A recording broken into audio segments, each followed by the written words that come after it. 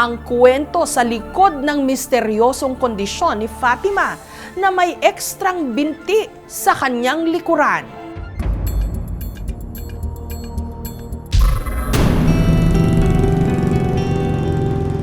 Sa bayan ng Dato Paglas sa Maguindanao, naging laman ng mga kwento-kwento ang kakaibang kondisyon ng isang batang babae.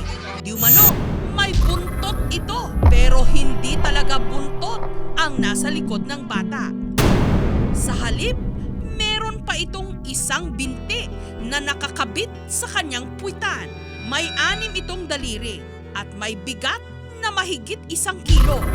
Siya si Fatima, ngayoy 7 taong gulang. Laking gulat daw ng ina ni Fatima nung isilang ang anak na parang may buntot ito sa likuran. Hindi naman daw ito naging sagabal sa pang-araw-araw na buhay ni Fatima.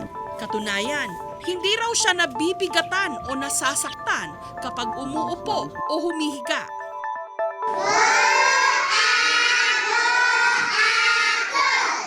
Yun nga lang, naging tampulan ng tukso si Fatima. Tinawag siyang may buntot. Siyempre kaya sa kani sa tadi nga mga puri nando pa na daw niya na aram bola na puriti. Na siyempre kaya sa kanin ogera ipajabak kinabana kay pamuten. Dahil salat sa pera, hindi raw nila na ipa-check up kung ano talaga ang nasa kanyang likuran. Hanggang nitong nakaraang taon, nagkaroon ng libreng medical mission sa kanilang eskwelahan. At dito na inilapit ng isa sa kanyang mga guro sa mga doktor ang kanyang kondisyon. At sa tulong ng lokal na pamahalaan ng Dato Paglas na ipa-check up ang bata. Batay sa pagsusuri ni Dr. Halima Mokamad, General Surgeon, ang kondisyon ni Fatima tinatawag na polymelia. Isa raw itong birth defect kung saan ipinapanganak na may sobrang braso o binti ang isang sanggol. Ganitong paraan, pwede ako maglakad ng hindi napapansin o napupuna ng tao. Malaya na akong nakakalakad para mamasyal. May pagkakahalintulad din daw ito sa parasitic twin o yung mga taong may kakambal dapat pero hindi tuluyang nabuo. Katulad ng minsan na naming itinampok dito, ang tinawag na octoman na nabubuhay na nakadikit sa kanyang katawan, ang dapat sanay kanyang kakambal. When we say polymelia, hindi siya nakakahawang sakit. Hindi siya disorder. Rather, it is a twin. During fetal development, meron siyang twin that eventually nagdegenerate. Hindi siya nagdevelop, leaving an extra limb on her body. Noong October 13, 2011, napagdesisyonan ng pamilya ni Fatima na ipatanggal na ang sobra niyang binti. Makapigil hininga ang naturang operasyon. Pero pagkatapos ng 1 oras, matagumpay na natanggal ang sobrang binti ni Fatima.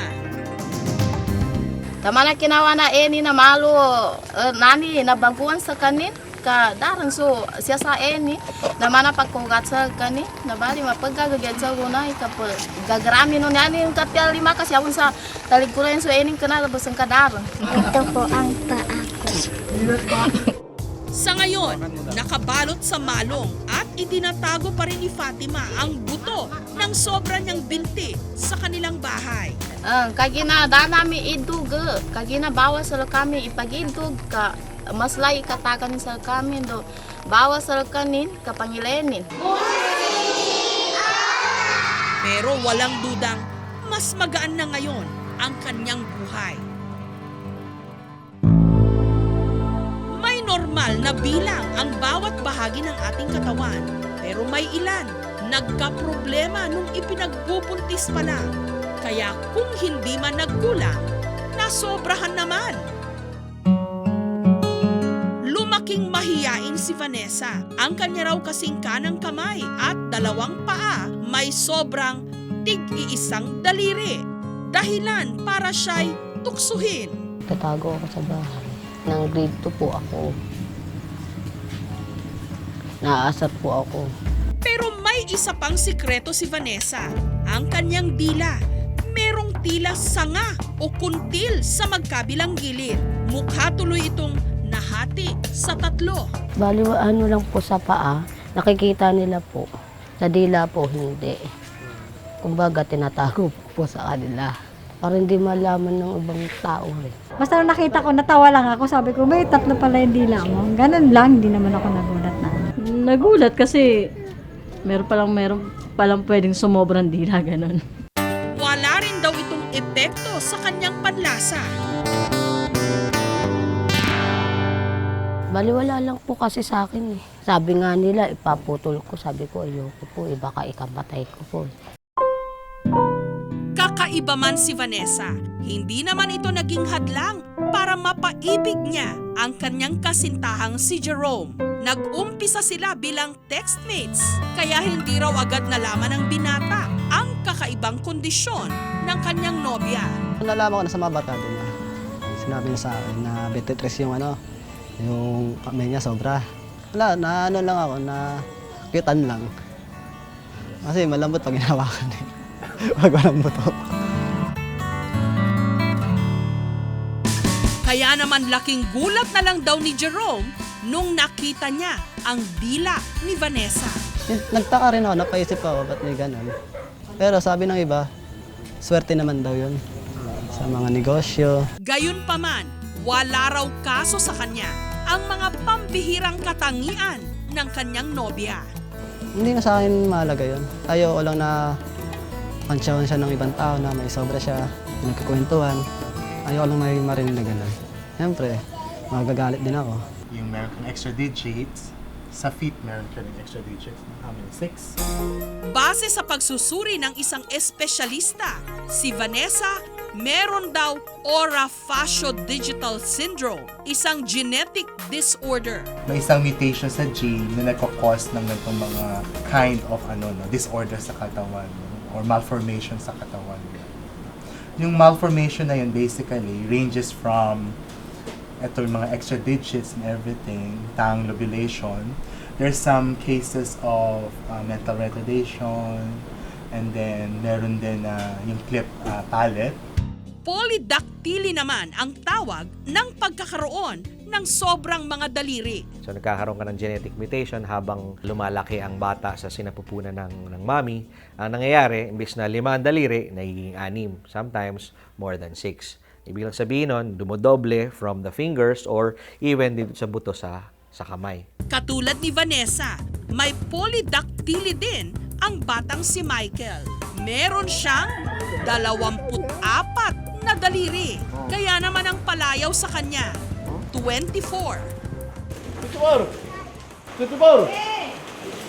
Sanggol pa lang daw nung ipinaampon sa mag-asawang Chris at Emily si Michael ng isa nilang pamangkin.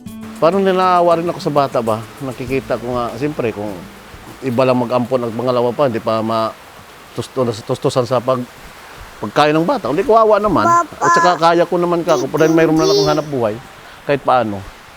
Ayon sa tunay na ina ni Michael, ipinaglihi raw niya sa paa ng manok ang kanyang anak.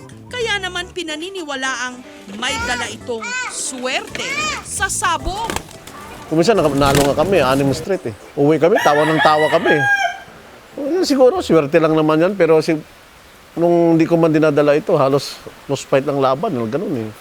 Dahil mas malapad sa karaniwan ang kanyang paa, kailangan ni Michael na magsuot ng mas malaking sapatos. Pero yung sapatos na yung maliit ang entrada, hindi kasya. Kasi naiipit nga yung niya, yung ito niya mataba. Tsaka sumasabit kasi itong isa Nakaramdaman mo to? Yung pakiramdaman yung ganito niya? Pinatignan din namin sa espesyalista si Michael para matiyak na walang komplikasyon ang kanyang polydactyly. Pwede namang hindi natin galawin kasi I don't think nagkakaproblema siya sa pagsuot ng sapatos. The only reason kung bakit tayo mag-opera dito kung hindi na nagkakasya yung sapatos. Gagalaw lang naman. Pamalinya ka. Sabi ko kanina, pag hindi nakakaabala sa function ng kamay, pwedeng hindi tanggalin. Ang naging problema lang ito, oras na umabot sa school age yung bata, pumasok siya sa eskwelahan, pag nakita ng mga kaklase na mas marami kaya daliri, more often than not, siya yung tinutukso. That's why we actually advocate na kung meron kang extra finger, na kung meron tayong kailangan gagawin siya before school age. Ang ating kakayanan at pagkatao hindi nasusukat sa panlabas na anyo lamang. May kulang man o sobra sa ating katawan, sa huli, ang mas matimbang ang ating kalooban.